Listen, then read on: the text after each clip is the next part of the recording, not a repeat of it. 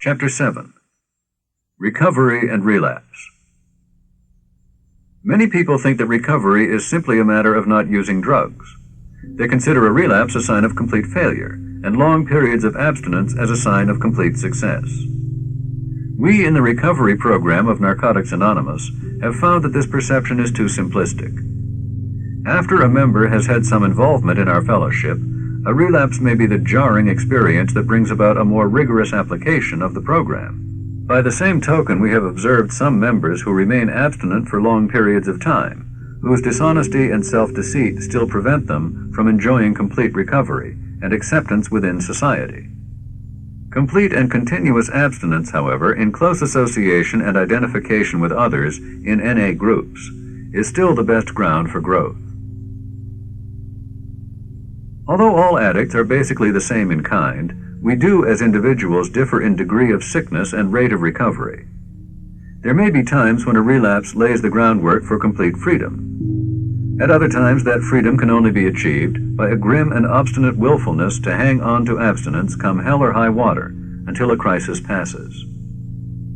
An addict who by any means can lose, even for a time, the need or desire to use, and has free choice over impulsive thinking and compulsive action, has reached a turning point that may be the decisive factor in his recovery. The feeling of true independence and freedom hangs here at times in the balance. To step out alone and run our own lives again draws us, yet we seem to know that what we have has come from dependence on a power greater than ourselves, and from the giving and receiving of help from others in acts of empathy. Many times in our recovery, the old bugaboos will haunt us. Life may again become meaningless, monotonous, and boring. We may tire mentally in repeating our new ideas, and tire physically in our new activities. Yet we know that if we fail to repeat them, we will surely take up our old practices. We suspect that if we do not use what we have, we will lose what we have. These times are often the periods of our greatest growth. Our minds and bodies seem tired of it all, yet the dynamic forces of change or true conversion, deep within, may be working to give us the answers that alter our inner motivations and change our lives. Recovery as experienced through our 12 steps is our goal, not mere physical abstinence. To improve ourselves takes effort, and since there is no way in the world to graft a new idea on a closed mind, an opening must be made somehow. Since we can do this only for ourselves, we need to recognize two of our seemingly inherent enemies, apathy and procrastination. Our resistance to change seems built in, and only a nuclear blast of some kind will bring about any alteration or initiate another course of action. A relapse, if we survive it, may provide the charge for the demolition process. A relapse and sometimes subsequent death of someone close to us can do the job of awakening us to the necessity for vigorous personal action. We have seen addicts come to our fellowship, try our program, and stay clean for a period of time. Over time, some addicts lost contact with other recovering addicts and eventually returned to active addiction. They forgot that it is really the first drug that starts the deadly cycle all over again. They tried to control it, to use in moderation, or to use just certain drugs. None of these control methods work for addicts. Relapse is a reality. It can and does happen. Experience shows that those who do not work our program of recovery on a daily basis may relapse. We see them come back seeking recovery. Maybe they were clean for years before their relapse. If they are lucky enough to make it back, they are shaken badly. They tell us that the relapse was more horrible than earlier use. We have never seen a person who lives the Narcotics Anonymous program relapse. Relapses are often fatal. We have attended funerals of loved ones who died from a relapse. They died in various ways. Often we see relapsers lost for years, living in misery. Those who make it to jail or institutions may survive, and perhaps have a reintroduction to NA. In our daily lives, we are subject to emotional and spiritual lapses, causing us to become defenseless against the physical relapse of drug use. Because addiction is an incurable disease, addicts are subject to relapse. We are never forced into relapse. We are given a choice. Relapse is never an accident. Relapse is a sign that we have a reservation in our program. We begin to slight our program and leave loopholes in our daily lives. Unaware of the pitfalls ahead, we stumble blindly in the belief that we can make it on our own. Sooner or later, we fall into the illusions that drugs make life easier. We believe that drugs can change us, and we forget that these changes are lethal. When we believe that drugs will solve our problems and forget what they can do to us, we are in real trouble. Unless the illusions that we can continue to use or stop using on our own are shattered, we most certainly sign our own death warrant. For some reason, not taking care of our personal affairs lowers our self-esteem and establishes a pattern that repeats itself in all areas of our lives. If we begin to avoid our new responsibilities by missing meetings, neglecting 12th step work, or not getting involved, our program stops. These are the kinds of things that lead to relapse. We may sense a change coming over us. Our ability to remain open-minded disappears. We may become angry and resentful toward anyone or anything. We may begin to reject those who were close to us. We isolate ourselves. We become sick of ourselves in a short time. We revert back to our sickest behavior patterns without even having to use drugs. When a resentment or any other emotional upheaval occurs, failure to practice the steps can result in a relapse. Obsessive behavior is a common denominator for addictive people. We have times when we try to fill ourselves up until we are satisfied, only to discover that there is no way to satisfy us. Part of our addictive pattern is that we can never get enough. Sometimes we forget, and we think that if we can just get enough food, or enough sex, or enough money, we'll be satisfied and everything will be all right. Self-will still leads us to make decisions based on manipulation, but loneliness and paranoia quickly return. We find that we cannot really do it alone. When we try, things get worse. We need to be reminded of where we came from, and that our disease will get progressively worse if we use.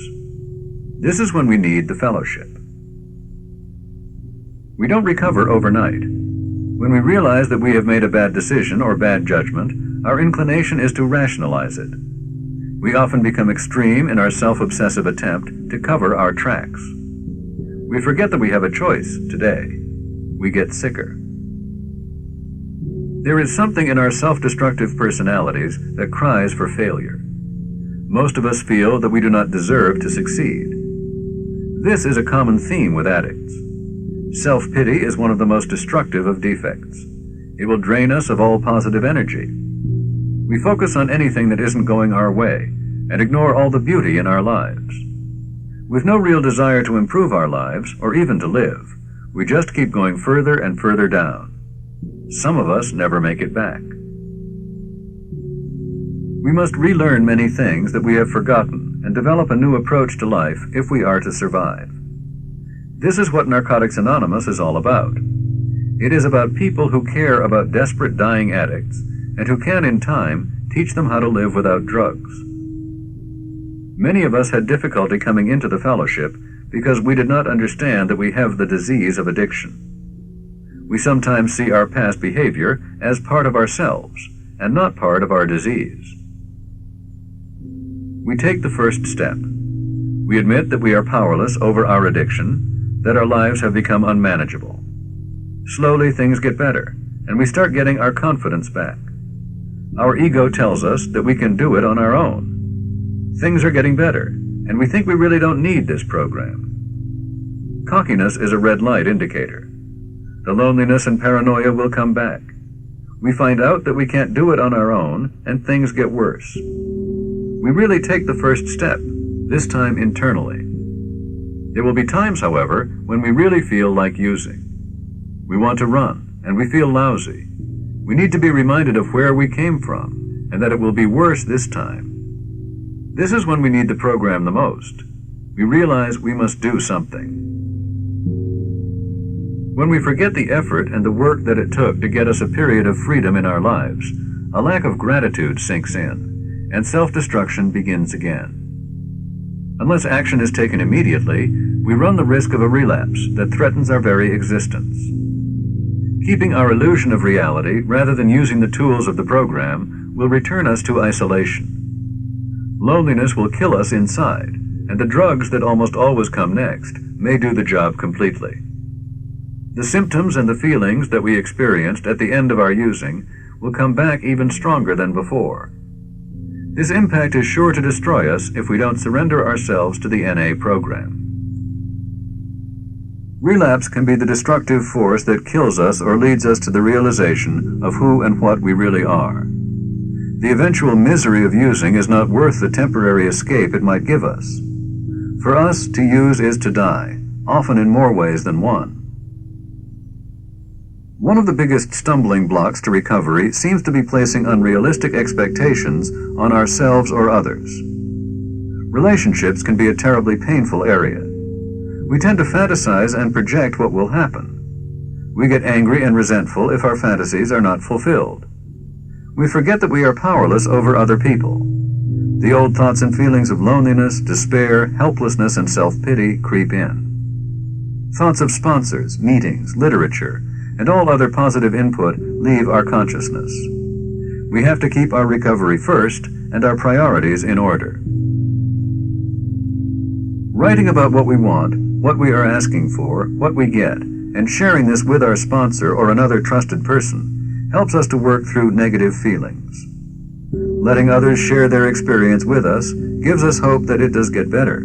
It seems that being powerless is a huge stumbling block. When a need arises for us to admit our powerlessness, we may first look for ways to exert power against it. After exhausting these ways, we begin sharing with others, and we find hope. Attending meetings daily, living a day at a time, and reading literature seems to send our mental attitude back toward the positive. Willingness to try what has worked for others is vital. Even when we feel that we don't want to attend, meetings are a source of strength and hope for us. It is important to share our feelings of wanting to use drugs. It is amazing how often newcomers think that it is really abnormal for a drug addict to want to use. When we feel the old urges come over us, we think there must be something wrong with us, and that other people in Narcotics Anonymous couldn't possibly understand. It is important to remember that the desire to use will pass. We never have to use again, no matter how we feel. All feelings will eventually pass. The progression of recovery is a continuous uphill journey. Without effort, we start the downhill run again. The progression of the disease is an ongoing process, even during abstinence. We come here powerless, and the power that we seek comes to us through other people in Narcotics Anonymous, but we must reach out for it. Now clean and in the fellowship, we need to keep ourselves surrounded by others who know us well. We need each other. Narcotics Anonymous is a fellowship of survival, and one of its advantages is that it places us in intimate, regular contact with the very people who can best understand and help us in our recovery.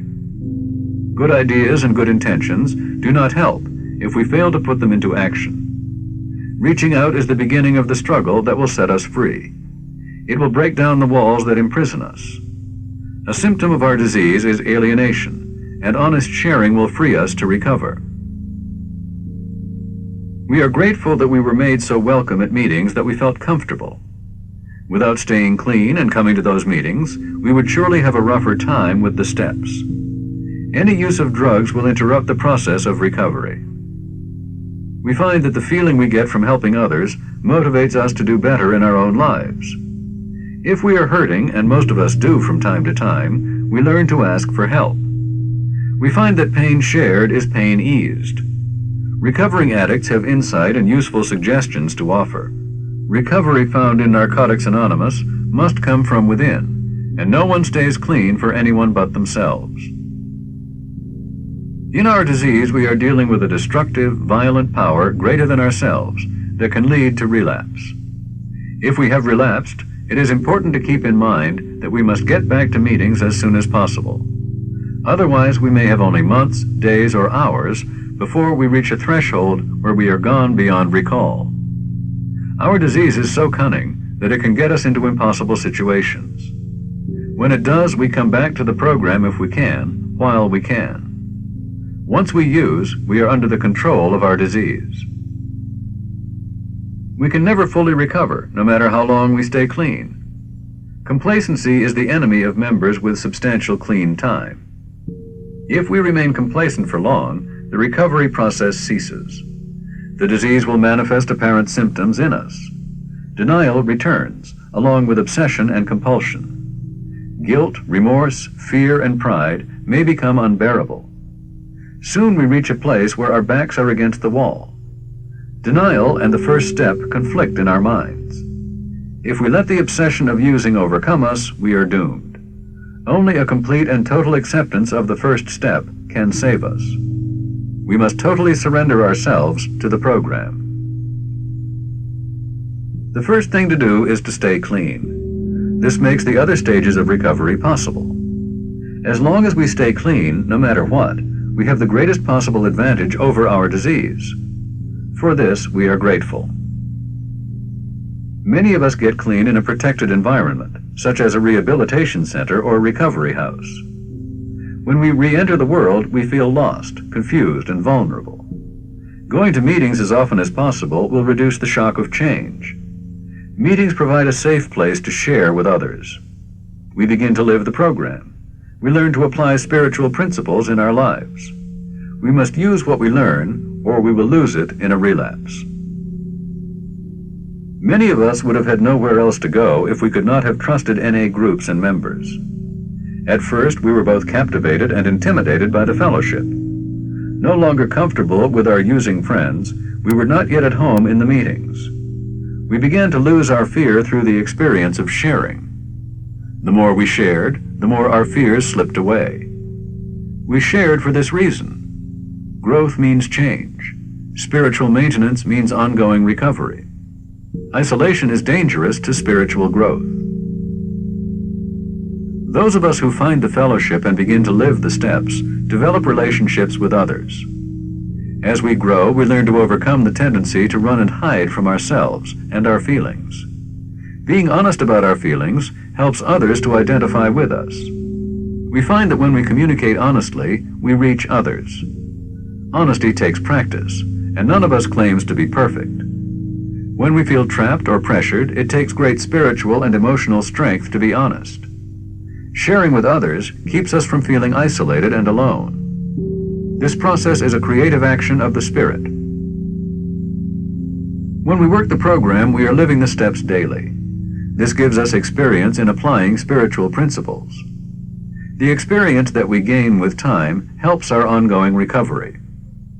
We must use what we learn, or we will lose it, no matter how long we have been clean. Eventually, we are shown that we must get honest, or we will use again. We pray for willingness and humility, and finally get honest about our mistaken judgments or bad decisions.